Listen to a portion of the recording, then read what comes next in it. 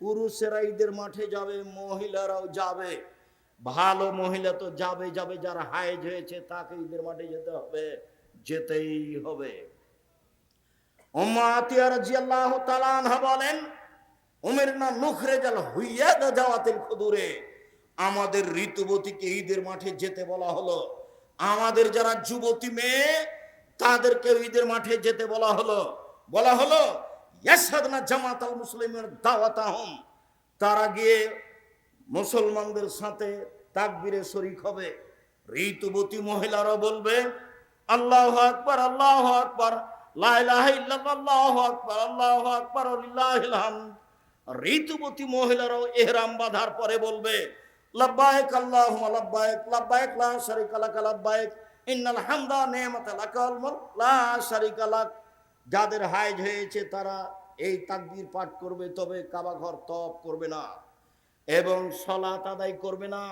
হাজিরা যা করছে তাই করবে। আল্লাহর নবী আয়েশাকে বললেন, তুমি কাঁদছো কেন?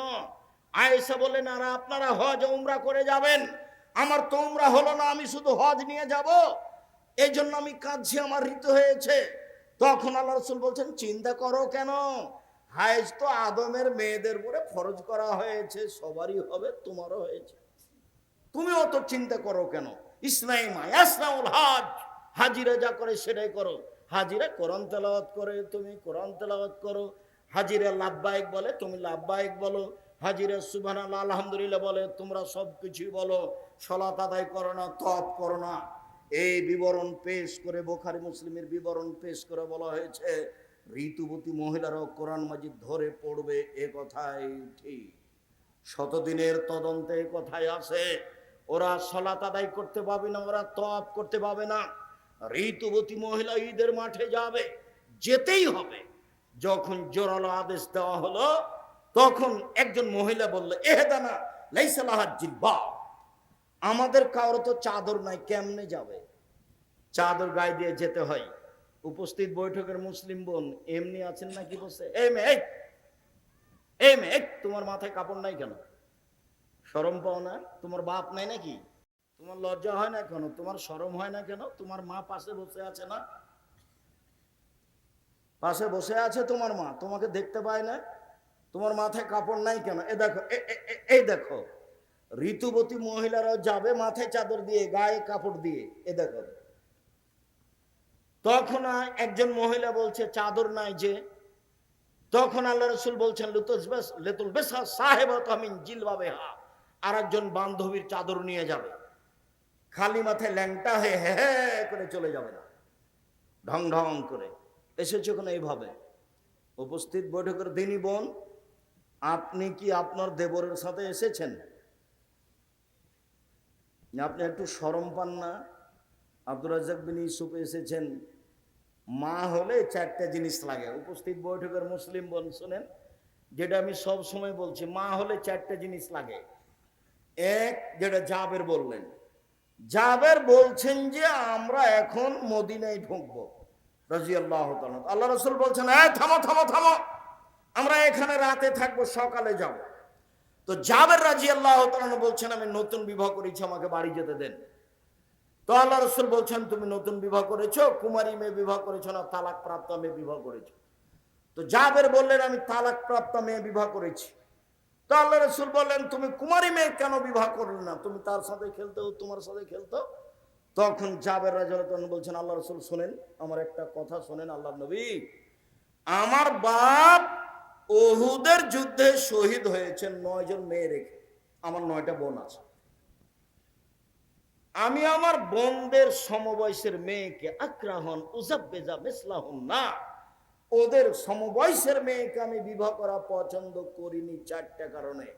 আল্লাহ নবী শুনেন, আমার আব্বা উহুদের যুদ্ধে শহীদ হয়েছেন 9 জন মেয়ে রেখে, আমার 9টা বোন আছে, আমার বোনদের সমবয়সের কম বয়সের মেয়েকে আমি বিবাহ করিনি 4টা কারণে।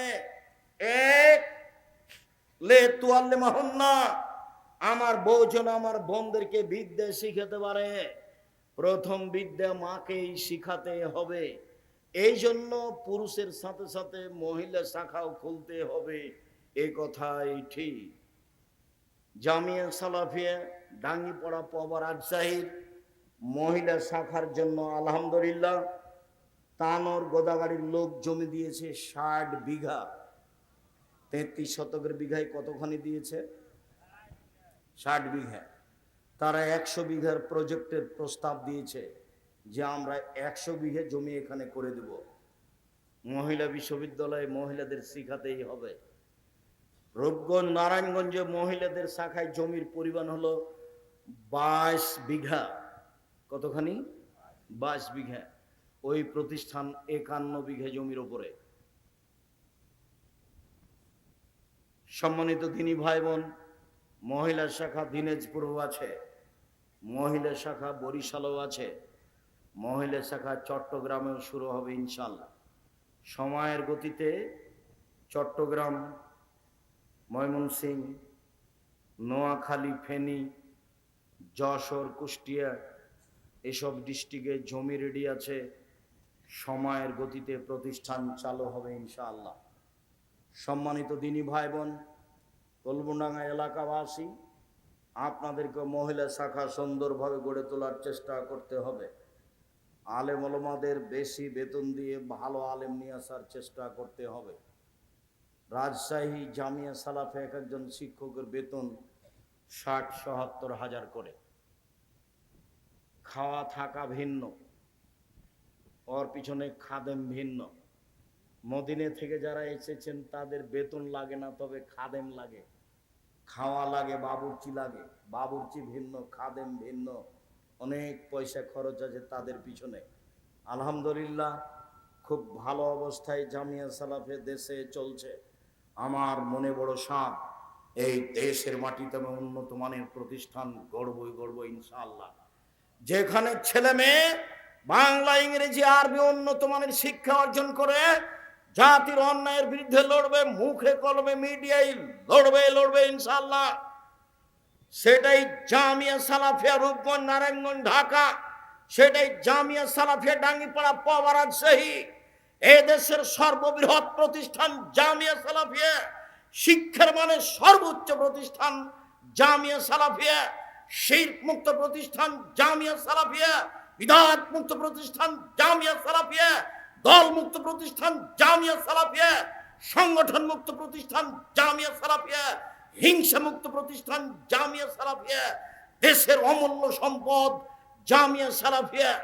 আমি এলাকাবাসীকে অনুরোধ জানাচ্ছি, আপনারাও কলমডাঙ্গা মাদ্রাসা পুরুষ ও মহিলা শাখাকে একটা ভালো মানের তৈরি করার জন্য জীবন বাজি রেখে লড়ে যান। ফলাফল আল্লাহ দিবেন ইনশাআল্লাহ। 2013 সালের 24 আগস্ট মঙ্গলবার আমি বলেছিলাম আমার হাতে টাকা নেই, এ কথা সত্য। প্রতিষ্ঠান গড়বে, এ কথা সত্য। ইনশাআল্লাহ গড়বে। টাকার হিসাব পরে, সিদ্ধান্ত আগে। ভালো মানে ছেলেদের প্রতিষ্ঠান করতে হবে, ভালো মানে মেয়েদের প্রতিষ্ঠান করতে হবে। জীবন বাজি রেখে চেষ্টা করেন, আল্লাহর কাছে প্রার্থনা করেন, কাজে সফল হবই ইনশাআল্লাহ। সম্মানিত দিনী ভাই বোন, তিনি বললেন আমার সমবয়সের মেয়েকে আমি বিবাহ করিনি আমার বোনদের সমবয়সের 4টা কারণে। 1, আমার স্ত্রী আমার বোনদেরকে শিখিয়ে দিবে, মেয়েদের শিখিয়ে দিতে হবে, মাকে শিখিয়ে দিতে হবে। 2, শিষ্টাচার শিখাবে আমার স্ত্রী আমার বোনদেরকে। ছেলে মেয়েকে মাকে শিষ্টাচার শিখাতে হবে। মাই জানে না শিষ্টাচার কাকে বলে, ও শিখাবে কি? ওর বাপে বিবাহ দিয়েছে, স্বামীর কাছে গেছে, এই জন্য ছেলে হয়ে গেছে। ও কি জানে শিষ্টাচার কাকে বলে? ও কি বাচ্চাকে কাপড় পরানো জানে? ও কি দরজা বন্ধ করা জানে? ও কি বাচ্চাকে জামাটা কিভাবে পরাতে হবে সেটা জানে? ও কি ভাত রান্না করা জানে? ও কি দরজাটা বন্ধ করা জানে? ও যখন ভাতের পাতিলে চাউল দেয় তখন 2-3টা চাউল নিচে পড়ে গেছিল, ও তো উঠিয়ে নেয়নি। 2-3জন মিলে যদি চাকরি করে তবুও বাড়িতে বরকত থাকবে না। ও ভাত রান্না করা জানে না, ও দরজা বন্ধ করা জানে না, ও ছেলে মেয়েকে জুতা স্যান্ডেল পরাতে জানে না। সে মা নয়, ও একজন হস্তিনী মা। ও হচ্ছে কি মা? ও যেটা হস্তিনী মা। আমি বলি না তাকে রাখতে হবে, তবে আমি তাকে তালাক দেওয়ার জন্য আদেশ করিনি, পরামর্শ দিই। বউ ভালোই নিয়ে আসতে হবে, এ কথাই ঠিক। রাসূল সাল্লাল্লাহু আলাইহি সাল্লাম যখন বললেন চারটা জিনিস আছে যার সুখময় জীবন তার, চারটা জিনিস আছে যার সুখময় জীবন তার, তখন এক নম্বরে বললেন আল মারাতু সালেহা, ভালো স্ত্রী। দুই নম্বরে বললেন আল জারু সালেহ, ভালো প্রতিবেশী। তিন নম্বরে বললেন আল মারকাবুল হানি, একটা ভালো গাড়ি। চার নম্বরে বললেন আল বাইতুল ওয়াসি, থাকার ঘরটা প্রশস্ত। আবার বললেন আর দুনিয়া কুল্লুহা মাতা খায়রু মাতাই দুনিয়াল মারাতু সালেহা, সারা পৃথিবী সম্পদ, সবচেয়ে দামি সম্পদ হচ্ছে ভালো মহিলা। ভালো মহিলাই পৃথিবীতে সবচেয়ে দামি সম্পদ। সম্মানিত দিনী ভাই বোন, আল্লাহর নবী বললেন শোনো, চারটে জিনিস সবচেয়ে দামি, তিনটে জিনিস সবচেয়ে দামি। এক, ওই জিবা, যে জিবা সুবহানাল্লাহ আলহামদুলিল্লাহ বলতে পারে। দুই, ওই অন্তর যে অল্পতে তুষ্ট হয়। তিন, ওই স্ত্রী যে স্বামীকে দিনের উপরে সহযোগিতা করতে পারে, ভালো স্ত্রী। ভালো স্ত্রী হচ্ছে সবচেয়ে দামি সম্পদ, যারা রাসূল সাল্লাল্লাহু আলাইহি ওয়াসাল্লাম বললেন। আল্লাহ নবী বললেন খায়রুন নিসায়ে, মহিলাদের মধ্যে সবচেয়ে ভালো মহিলা হচ্ছে ওই স্বামী আদেশ করলে পালন করে, স্বামীর সাথে কথা বললে হাসি মুখে বলে, স্বামী বাড়িতে না থাকলে নিজেকে হেফাজতে রাখে, কারোর সাথে মোবাইলে কথা বলে না, দেবর ভাসুরের সাথে গল্পে জড়িয়ে পড়ে না। এই হলো সবচেয়ে ভালো নারী। আল্লাহর নবী বললেন সবচেয়ে ভালো মহিলা যে স্বামীর সাথে কথা বললে হাসি মুখে বলে, স্বামী আদেশ করলে পালন করে। দিন রাত খালি ঝগড়া। আব্দুর রহিম সাহেব, আপনি না হয় বলছেন আমার স্বামীর মুখখানি এতই খারাপ, এতই খারাপ, চাঁপাইনবাবগঞ্জের ভাষার মুখখানি একবারে মনে করে ঘিনঘিনা মুখ, এভাবে গালি দেয় যার আমি সহ্যই করতে পারি না। তাই আমাকে যখন বলে এক গ্লাস পানি দে, তো তখন এক গ্লাস পানি নিজে এইভাবে রেখে দিই ফেকুস করে, যে আমি উল্টা ঘুরে দাঁড়াই, ওকে আমি সহ্যই করি না। আপনি মেনে নেন, তিতা লাগুক আর মিঠা লাগুক, নইলে সংসার বাদ দেন। এইভাবে ঝুলন্ত থাকা হবে। আর আপনাকে আমি দিন রাত বলে আসছি, স্ত্রীকে গালি দিতে হয় না, কটু কথা বলতে হয় না, মারতে হয় না, মন্দ কথা বলতে হয় না। স্বামী হলে পাঁচটা জিনিস লাগে। এক, ভালো মানের পড়তে দিতে হয়। দুই, ভালো মানের খেতে দিতে হয়। তিন, কটু কথা বলতে হয় না। চার, মুখের উপরে মারতে হয় না। পাঁচ, এখানে সেখানে শ্বশুর বাড়ি খালার বাড়ি যেতে দিতে হয় না, বাড়িতে থাকবে। জরুরি প্রয়োজন ছাড়া বাড়ি ত্যাগ করবে না, খুব জরুরি প্রয়োজন ছাড়া বাড়ি ত্যাগ করবে না। ওই হলো স্বামী। স্বামী হলে পাঁচটা জিনিস লাগে। আল্লাহ রাসূল বললেন নবীগণ জান্নাতে যাবেন, শহীদেরা জান্নাতে যাবে, সিদ্দিকেরা জান্নাতে যাবে, ওইসব মহিলারাও জান্নাতে যাবে যাদের স্বামী একটু মন খারাপ করলে, রাগ করলে হাতখান ধরে বলে যতক্ষণ পর্যন্ত আপনি খুশি না হবেন ততক্ষণ পর্যন্ত আমি খালেদা কোনো কিছুই খাবো না। এ হলো জান্নাতি নারী। সব মিলে যাবে স্বামী সেবায়। আপনি দেখেন, ঘুরে ঘুরে দেখে আসবে স্বামী সেবাই হচ্ছে, যে দিক দিয়ে ঘুরিয়ে ধরেন ঘুরে এটাই আসবে। যখন আল্লাহ নবী বললেন যে মহিলারা তোমরা দান করো, অধিকাংশ নারী হচ্ছে জাহান্নামী, অধিকাংশ নারী হচ্ছে জাহান্নামী, তো মদিনার নারীরা কথা বলতে পারেন, বললেন কেন? তখন আল্লাহ রসুল বললেন স্বামীকে মানে না যে এই জন্য। হলো, স্বামীকে মানে না যে এই জন্য, মেনেই চলতে হবে। আর আপনি মুখখানকে একটু ভালো করবেন, খারাপ করিয়েন না। গালি দিয়ে কি হয়? একটু পরে তো তারই হাতে রুটি বানানো খাওয়া লাগে, তারই হাতে রান্না করা খাওয়া লাগে, তাকে গালি দেন কেন? হ্যাঁ? আর এই সব চাঁপাইনবাবগঞ্জের স্বভাব কেন? লাঠি নিয়ে মারতে যান কেন? গরুর চারিতে নাইন দিয়ে পানি না দিলে মন খারাপ হয়, ঘর বাড়ি ঝাড়ু না দিলে মন খারাপ হয়, পোয়াল না শুকালে মন খারাপ হয়, সবসময় খালি উষ্টা লেগে থাকলে হবে? সবসময় বইয়ের উপরে মন খারাপ করে? উর্দু ভাষী হলে, আরবি মানুষ হলে বুঝতে পারতেন কাজ করতে বলা কেমন ঠেলা। খালি আপনি ওই পাকিস্তানি উর্দু ভাষী মহিলা বিবাহ করে দেখেন, খালি কাজ করতে বলেন যে একটু কাপড়টা পরিষ্কার করে দাও, তো বলো কে আমায় মেরে দাসী আয়ো মাদে আয়ো নাকি? আমি কি তোমার দাসী নাকি আমাকে কাজ করতে বলছো? মানে বাংলাদেশি চাঁপাইনবাবগঞ্জের আপনার এই সাপাহারের মেয়ে, সেই জন্য সবই করে দেয়, তবু মারতে যান। ভাত রান্না করে দেয়, বাড়ি পরিষ্কার করে দেয়, গোয়াল পরিষ্কার করে দেয়, নোংরা ঘোঁটা বানিয়ে দেয়, তবু মারতে যান। পুয়াল শুকিয়ে দেয়, সব কিছু করে দেয়, তবু মারতে যান কেন? শরম হয় না কেন? হায়া হয় না কেন? খবরদার কখনো মারবেন না। চলেন এবার মাঠে চলে যাই। ঈদের সলাত, ঈদের সলাত এর পূর্বে কোনো কিছু হবে না, কোনো বক্তব্য হবে না, কোনো তাকবীর বলতে বলা হবে না, কোনো কিছু হবে না। ঈদের মাঠে প্রথম হবে সলাত। ঈদের মাঠে প্রথম কি হবে? সলাত। এরপরে ইমাম দাঁড়িয়ে বক্তব্য দিবেন। খুতবা একটাই হবে, দুইটা নয়। খুতবা একটাই হবে, দুইটা নয়। মোটামুটি ঈদের সলাত শেষ করলাম। শেষে সবাই মিলে হাত তুলে দোয়া হবে না। হাত তুলে দোয়া করা ব্যক্তিগত ব্যাপার। বক্তব্য যখন শেষ হবে, সুবহানাকা ওয়া বিহামদিকা আশহাদু আল্লা ইলাহা ইল্লা আনতা আস্তাগফিরুকা ওয়া আতুবু ইলাইক বলে বক্তব্য শেষ করে বাড়ি চলে যেতে হবে। মহিলাদেরকে ঈদের মাঠে যেতে হবে, নিয়ে যেতে হবে, বাধ্য, যেতেই হবে যে কোনো মূল্যে। ভালো মহিলা তো ঈদের মাঠে যাবেই। যাদের হাইজ ঋতু হয়েছে তাদেরকে নিয়ে যেতে হবে। আব্দুর রাজ্জাক সাহেব, আমাদের ঈদের মাঠে মহিলাদের ব্যবস্থা নেই, এই জন্য আমাদের মসজিদে মহিলা ইমামতি পড়ে নেওয়া হয়। এখন পুরুষ ইমামতিতে পড়ে নেওয়া হয়, এগুলো একটাও চলবে না, সবই বেদাত। মহিলাদের ইমামতিতে চলবে না। পুরুষের একজন ইমামতি দিয়ে কোনো একটা দুর্ঘটনা তো হতে পারে, সেটা নিয়মিত হবে, এটা কথা হলো? সেটা নিয়মিত হবে কেন? সম্মানিত দিনী ভাই বোন, আমি আজকের আলোচনার শেষের দিকে চলে আসলাম।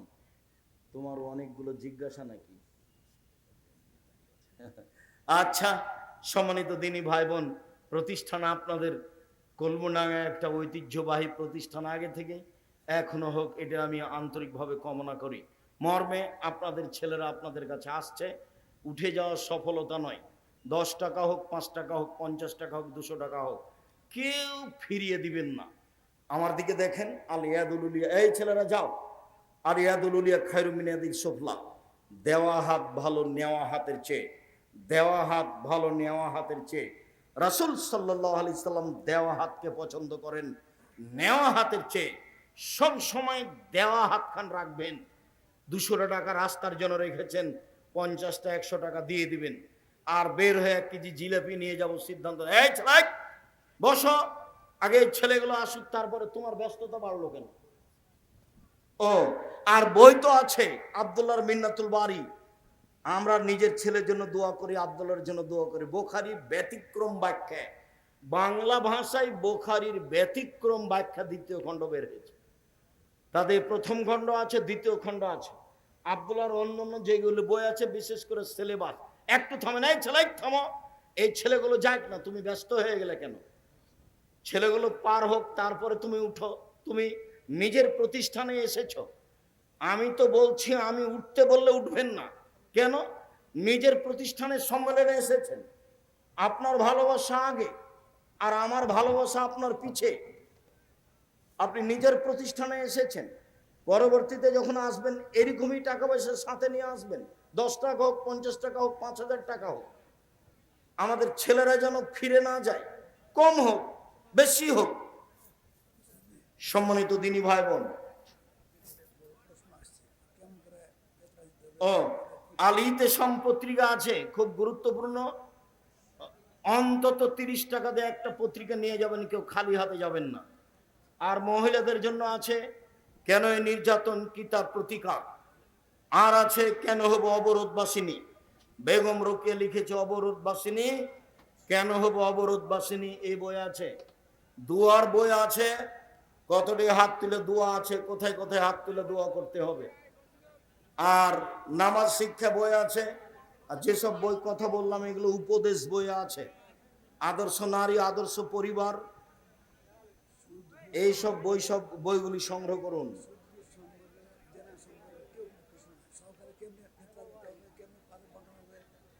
সেগুলো আজ তো উত্তর দিনে তো দেখি।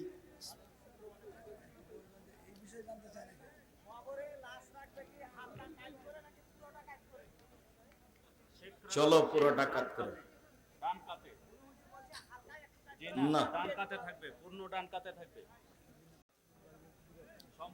কবরস্থানে নতুন পুরাতন কবর আছে, সেখানে সেখানে মাদ্রাসা তৈরি। তো ওটা আপনারা লিখিত ফতো নেন, এলাকার লোক কি বুঝছে সেখানে মাদ্রাসা তৈরি করা না করা। যদি কবর সরিয়ে দিয়ে থাকে কোনো সমস্যা নেই। ইমাম সাহেবের জন্য বেতন তুলে ইমাম সাহেব কিছু দিয়ে মসজিদে রাখা যাবে কি? হ্যাঁ যাবে, আপনারাই টাকা উঠাবেন, ইমাম তো রাখতেই হবে, টাকা দিই তো রাখবেন। ওর নয় আহাল পরিবার, ছেলে মেয়ে নেই, ও ফ্রি থাকবে, খাবে। আসসালামু আলাইকুম জনাব, যদি কোনো ব্যক্তি নিয়মিত তাহাজ্জুদ সালাত পড়েন তার জন্য সবচাইতে কোন সালাতটি উত্তম, তাহাজ্জুদ না তারাবি? তাহাজ্জুদ। পুরুষের চরিত্র রক্ষার জন্য নারীদের পর্দা করতে হয়, নারীর জন্য পুরুষের কেন পর্দা করতে হয় না? পুরুষকে আল্লাহ পর্দা করতে বলেছেন, চক্ষু নিচু রাখতে বলেছেন, অকুলিল মুমিনাত অকুলিল মুমিনিনা, মোমেন পুরুষ নারীকেও আল্লাহ চক্ষু নিচু করতে বলেছেন। ডিজিটাল প্রজেক্টরের মাধ্যমে মহিলাগণ ওয়াজ শ্রবণ করার পাশাপাশি বক্তাকে প্রত্যক্ষ করা বা দেখা কতটুকু শরীয়ত সম্মত? একবারে 100 সম্মত। একটু দলিল দিবেন? হ্যাঁ, এই ছেলেরা থামো তো, দলিল নাও তো। এই যে প্রজেক্টরের মাধ্যমে মহিলারা যে আমাদের দেখছে, তার প্রমাণ কি? প্রমাণ নাম্বার 1, যোদ্ধারা মসজিদে খেলাচ্ছে, যুদ্ধ শিখছে, দেখুন আয়েশা রাদিয়াল্লাহু তাআলা রাসূলের পিছন দিকে দাঁড়িয়ে ওদের খেলা দেখছে। ওরা কিন্তু আয়েশাকে দেখেনি, কিন্তু আয়েশা কোথায় দাঁড়িয়ে খেলা দেখছেন? রাসূলের পিছনে দাঁড়িয়ে, কাঁধের উপর দিয়ে। তো আয়েশা বলছেন, আল্লাহর নবী আমাকে কত ভালোবাসতেন, তিনি স্ত্রীদের কত ভালোবাসতেন, আমি তো কম বয়সের মেয়ে, খেলা দেখতে কত আগ্রহী, আপনারা তো বুঝছেন দুনিয়াবাসী। ঘন্টার ঘন্টা দাঁড়িয়ে আছে, আমাকে একবারও বলে না হয়েছে হয়েছে আর কতক্ষণ থাকবা, হয়েছে, একবারও বলে না। আমি যতক্ষণ দেখতে থাকলাম ততক্ষণ তিনি দাঁড়িয়ে থাকলেন। 2, যখন জাফর রাদিয়াল্লাহু তাআলা এবং আব্দুল্লাহ ইবনে রাওহা যোদ্ধারা যখন শহীদ হয়ে আসলেন, মসজিদ আল্লাহ রাসূল বসলেন, আল্লাহ রাসূলকে এসে বলা হলো যে তারা খুব কান্নাকাটি করছে ছেলে মেয়েরা। তো যে এসে বললো কান্নাকাটি করছে, ওকে আল্লাহ রাসূল বলেন তুমি যাও না, ওদেরকে বাড়িতে ঠেকাও যেন কান্নাকাটি না করে। তো লোকটা আবার এসে বলছে সামলাতে পারি না, তুই চিল্লাচিল করে কাঁদছে। তো আয়েশা রাদিয়াল্লাহু তাআলা বলছেন, আমি দরজার একটা ফাঁকা দিয়ে ভাঙা জায়গাতে দেখছিলাম, ওই যে লোকটা এসে বারবার বলছে। তখন আমার মনটা খারাপ হলো, এই লোক, এই তোমাকে যেটা বলেছে সেটা শোনো না কেন? আয়েশা কিন্তু এটা জোরে বলছেন না, হাদিসে এসেছে, এই লোক তোমাকে যেটা বলেছে সেটা শোনো, ওদেরকে ঠেকাও, তুমি খালি বারবার এসে বলো কেন যে সামলাতে পারি না সামলাতে পারি না। 2, ওটা বুখারী এটা বুখারী, প্রজেক্টর জায়েজ করছি, বোঝা যায় না। 3 নম্বর হলো, আব্দুল্লাহ ইবনে মাকতুম ছিলেন অন্ধ মানুষ। তো এক মহিলার স্বামী মরে যাওয়ার পরে 4 মাস 10 দিন থাকার জায়গা ছিল না, কোথায় থাকবে? তো মহিলাকে বলেছিল যে তুমি ওই আব্দুল্লাহ ইবনে মাকতুমের বাড়িতে থাকো, ও তো তোমাকে দেখে না, তুমি যেভাবেই থাকো না কেন। এই যে 4 মাস 10 দিন, শুনেন শুনেন, আমরা একটা হাদিস পড়েছিলাম যে আল্লাহর নবীর পাশে তার 2 জন স্ত্রী বসেছিলেন, তখন আব্দুল্লাহ ইবনে মাকতুম আসছেন। তো আল্লাহ রাসূল বলেন তোমরা সরো, ওই যে আব্দুল্লাহ ইবনে মাকতুম আসছে। আল্লাহ রাসূল, ওরা যে আমাদের দেখতে পায় না তো। আরে ওরা দেখতে পায় না, তোমরা তো দেখতে পাচ্ছ। মানে হ্যাঁ আমরা তো দেখতে পাচ্ছি। এই হাদিস জয়ীফ, আমলযোগ্য নয়, আগেরগুলো সব বুখারী মুসলিম। একাধিক হাদিস দ্বারা প্রমাণ প্রজেক্টর যায়, মহিলারা দেখতে পারে, পুরুষেরা নয়। না এখন না, তোমার কথা বলে, আপনি কথা বললে বেশি হয়। শেখ মুরিদ ব্যক্তির নামে ইফতারের আয়োজন করা যাবে কি? জি না।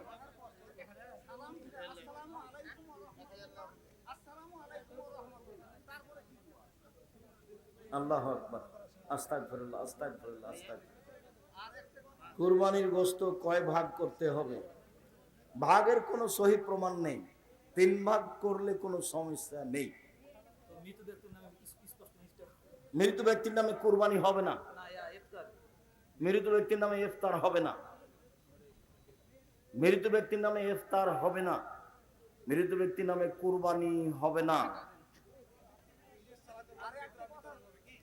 ঈদের সালাতের পরেও ফেতরা বিতরণ করতে পারে, আগেও করতে হবে, বিতরণটা সুবিধাই, উঠাতে হবে আগে। না, হয়েছে হয়েছে হয়েছে। 4 রাকাত বিশিষ্ট সুন্নাত নামাজে কয়টা সূরা লাগবে? ফরজের মতো করে পড়বেন, আগের 2 রাকাতে অন্য মিলাবেন, পরের 2 রাকাতে মিলাবেন না। গাভীর কৃত্রিম প্রজনন করা যাবে কি? জি যাবে।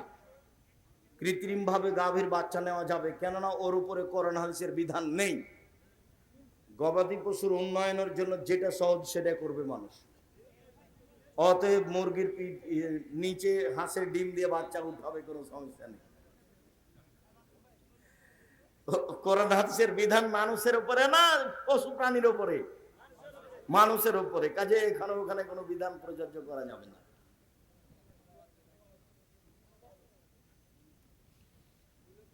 ফরজ বাদে যেগুলো নামাজ আছে, তারাবির নামাজ, তাহাজ্জুদ এর নফল বেতর নামাজ, সবগুলোতে কি সানা লাগবে? প্রত্যেক তাকবীরে তাহরিমের পরে সানা পড়বেন, এটাই উত্তম। সদকায়ে ফিতরার মাল মাদ্রাসা হক রাখে নাকি ফকির মিসকিন? মূলত ফকির মিসকিন, কওমি খারেজি মাদ্রাসাগুলো মিসকিনের অন্তর্ভুক্ত হিসেবে দিতে পারেন। তবে মূলত ফকির যারা চেয়ে বেড়ায়, মিসকিন যারা চাইতেও পারে না, সংসারে চলে না, এদেশের কওমি মাদ্রাসাগুলো কাছাকাছি, তাই ফকির মিসকিনকে দিবেন আর প্রতিষ্ঠানে দিতে পারবেন। তবে ফকির মিসকিন ভালো। কি আছে লিখা? সহি এতেকাফ রাখার নিয়ম কি? সহি, সব সহি হয়ে গেল। 10 দিনের জন্য এতেকাফ করতে হবে। এতেকাফ অবস্থায় কোথাও যাওয়া যাবে না, পেশাব পায়খানা ছাড়া, গোসল ছাড়া। থাম হয়েছে, গল্প গুজবে জড়ানো যাবে না। এতেকাফ অবস্থায় স্ত্রী মিলন চলবে না, স্ত্রীর সাথে গায়ে গায়ে হাত লাগানো যাবে না। আর সিয়াম অবস্থায় এতেকাফ করতে হবে। জুমা মসজিদে এতেকাফ করতে হবে, অক্তে মসজিদে নয়। মহিলাদেরও জুমা মসজিদে করতে হবে, অক্তে মসজিদ বা কোনো ঘরে এতেকাফ চলবে না। যদি পারে জুমা মসজিদে করবে, না পারলে নেই। এতেকাফ জরুরি কিছু নয়, এতেকাফ জরুরি কিছু নয়। এতেকাফ করলে নেকি পাবে বেশি, এরকম কোনো কথা নেই। এতেকাফ মানে একটু বেশি বেশি ইবাদত করবে, তা একটা পদ্ধতি গ্রহণ করেছে। ফেতরার টাকা মাদ্রাসায়, ফেতরার টাকা দিয়ে মক্তবের শিক্ষকের বেতন, একই ব্যাপার। শেখ, আমি একজন যুবক, আলহামদুলিল্লাহ আমি 5 ওয়াক্ত সালাত আদায় করার চেষ্টা করি। তবে আমার একটা সমস্যা, আমার মানসিক চিন্তা ভাবনা, মন খারাপ, হতাশা, দুশ্চিন্তা সব সময়। এখন আমার করণীয় কি? প্রথমত, তুমি ফজরের সালাতের পরে, সকাল সন্ধ্যা মাগরিবের সালাতের পরে আল্লাহুম্মা আউযু বিকা মিনাল হাম্মি ওয়াল হুজনি ওয়াল আসি ওয়াল কাসলি ওয়াল জুবনি ওয়াল বুখ ওয়া গালাবাতিদ দাইন ওয়া কাহরি রিজাল, এই দোয়া পড়ো। সন্ধ্যা মাসনুন দোয়াগুলো, সব মাসনুন দোয়াগুলো মুখস্থ করো। বিশেষ করে এই দোয়াটা পড়তে শুরু, চিন্তা দূর হয়ে যাবে ইনশাআল্লাহ। চিন্তা করো না, আল্লাহ তাকদীরকে বিশ্বাস করো। শেখ, আমরা জানি আরবি তারাবি 8 রাকাত, কিন্তু আমাদের এখানে তারাবি 10 রাকাত পড়িয়েছে। পড়াতে পারে, 10 রাকাতের হাদিস পাওয়া যায়, তবে 8 রাকাতই সব হাদিস। শেখ, আমি যতটুকু জানি, ফিতরার শেখ দান করার ফলে কবরের আযাব বন্ধ হয়ে যায়। জি, বুখারী মুসলিমের হাদিস। একজন লোক এসে বলছে, আমার বাপ মারা গেছে, টাকা পয়সা ছেড়ে গেছে, ওসিয়ত করেননি, হাল ইউকাফিরু আনহু আন আতাসাদ্দাকা আনহু, আমি আমার বাপের নামে দান করলে তার পাপ মিটে যাবে? তার নাম, উনি বললেন হ্যাঁ। চিন্তা করো না, বাপ মায়ের নামে দান করো। সৌদি আরবের সাথে সিয়াম রাখা যাবে কি? জি না, একবারে নগদ মিথ্যা কথা। সারা পৃথিবীতে সূর্য বিভিন্ন সময়ে ডুবে, চন্দ্র বিভিন্ন সময়ে ডুবে উঠে, অতএব ঈদের দিনও ভিন্ন, আর সব ইবাদতও ভিন্ন। ওয়াজ মাহফিলে কসমেটিক্সের দোকান বসানো যাবে কি?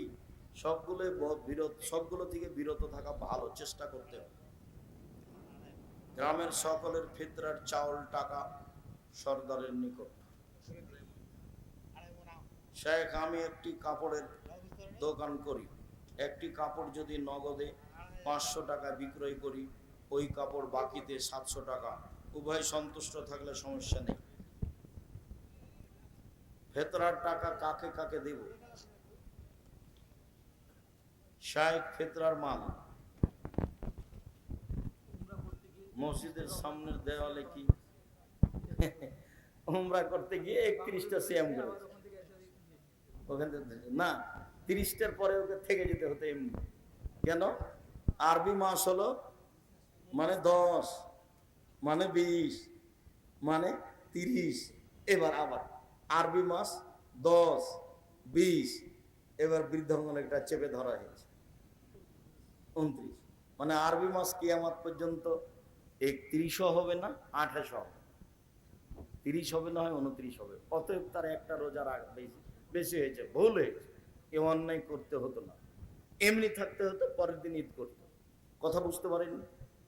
আর আরবি মাস ওই ইংরেজেরা খ্রিস্টানেরা কিভাবে কিভাবে একটার মধ্যে ঢুকিয়ে আর একটাকে বেশি করে কমিয়ে ঘুরে ঘুরে শীতের দিনে জানুয়ারি নিয়ে গেছে, খুব বুদ্ধি করে করেছে এগুলো, আর নয়।